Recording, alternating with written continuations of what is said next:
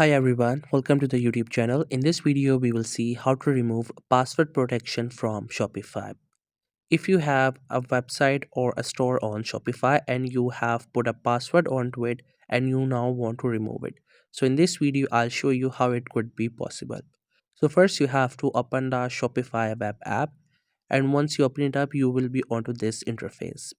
Now on the left side, you can see this option for online store, or maybe you see the name of your store. Simply open it up and you will see this interface. Now here you will see this thing which says that your website or your store is password protected.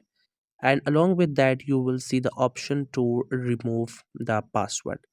Now you have to click onto it, and after that it will remove it. At the bottom it will show you this option, and at the top it also says that the password has been removed and now your website is for public, anyone can visit it.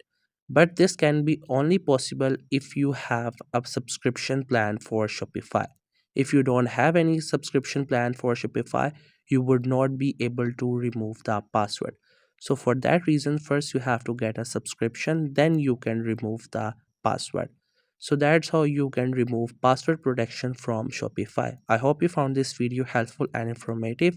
Make sure to subscribe to the YouTube channel for more informative videos and updates. You can leave a like, comment if you have any queries. Feel free to ask. Thank you so much for watching the video.